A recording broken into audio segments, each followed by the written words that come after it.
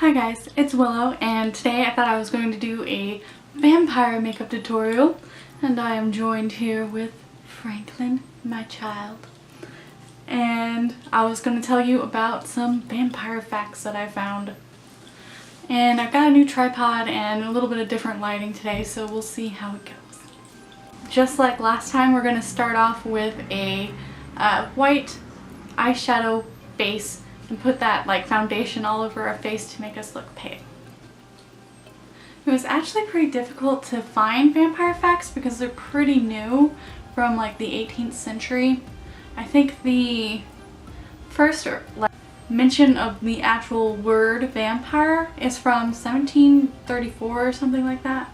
And vampires originated mostly from southeastern Europe, so countries like Transylvania. And that's why you have that association with vampires and Dracula with Transylvania. It was mostly spoken word legends, so it wasn't really recorded, it was just passed from generation to generation. Now we're going to contour. And we're going to do that on the hollows of our cheekbones, our jawline, our nose, and our forehead, just like normal. Before there were vampires the way that we know them today, there were evil spirits that would come back to feast on the flesh and the blood of the living, as well as possess corpses and bite other living creatures with the corpse, and that would spread the virus, much how if you're bitten by a vampire or a werewolf you turn into one. And like how we did in the last video, I'm going to add a gray eyeshadow to the contour lines on my cheek. I bought special fangs for this that I got at Walmart for like $3. They're actually pretty impressive, but I can't really talk with them in my mouth, so I'm going to pop them in whenever I'm complete. And now we're going to add blush on the contour and the apples of our cheeks. The myths and the legends about vampires became so widely known that it caused mass hysteria, and we're going to add black to our eyebrows because I feel like it's more sultry to do that, even though I have brown eyebrows. We'll see how it goes.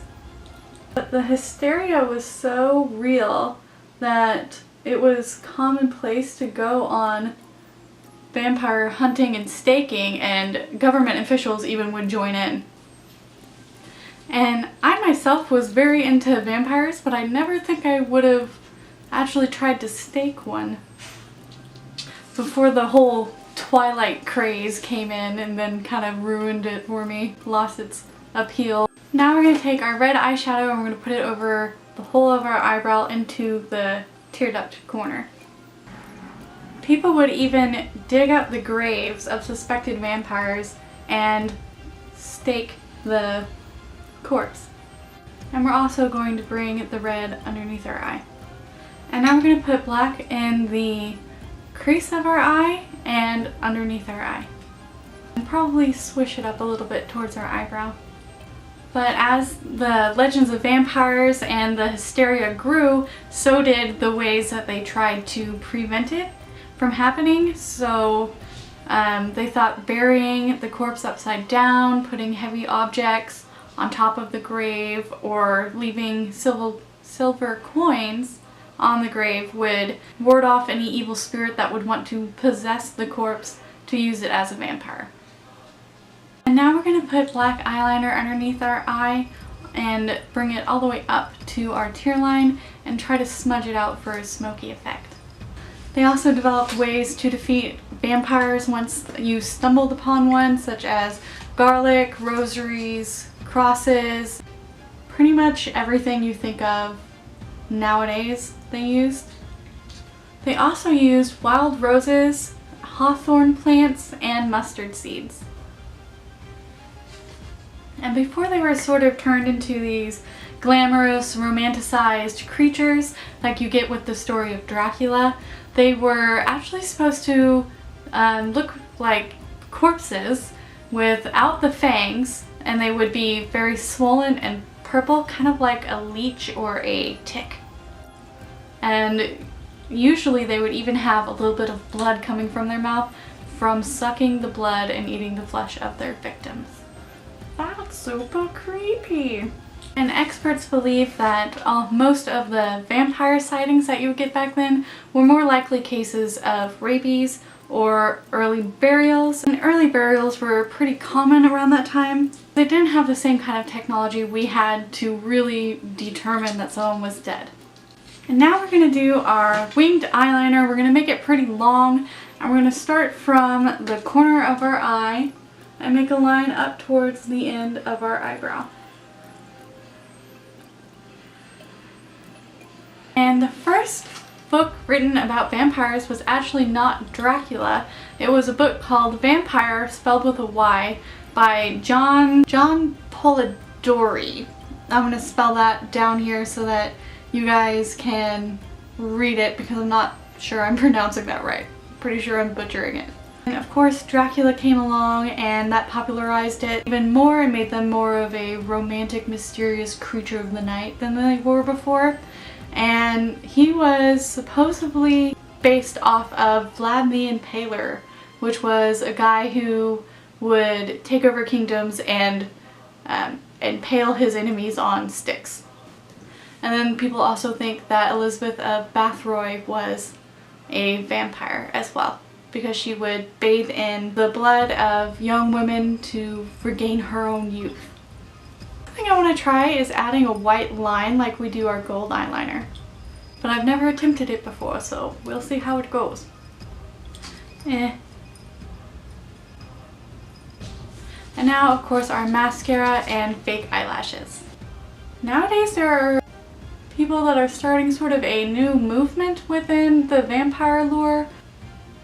While there are people that claim to be vampires that actually suck blood, there are some that are like, oh, I need just to feed off other people's energy, like energy vampires like you hear about. And sort of an underground movement of vampires. And I'm pretty glad that that movement wasn't so well known when I was a teenager, because I probably would have tried to jump on that bandwagon. And that's not to invalidate them or call them crazy or anything. Lord knows I believe in plenty of strange things myself. I just mean as a gothy, desperate, sensitive teenager, I most definitely would have probably misdiagnosed myself as a vampire. And I'm definitely not one.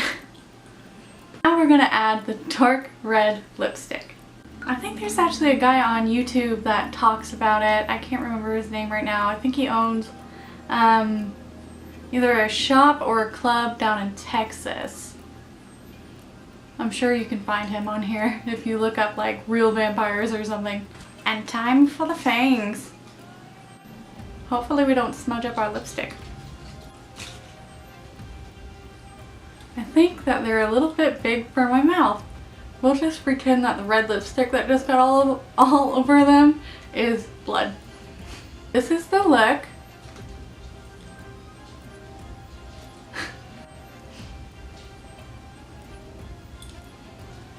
Yeah, it's very frightening. Oh, nice smudge. Actually, that's not a bad idea. Let's add some blood. Which, of course, is just red lipstick. This is the look again.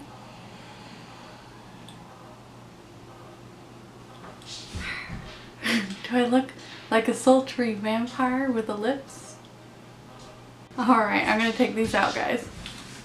So, if you want to get a $3 pair of vampire teeth, I do recommend these. They're just from Walmart. And they come with like a special molding clay to fit them to your teeth. And I had a lot of fun talking to you guys about one of my past favorite subjects, vampires, tonight. Yes.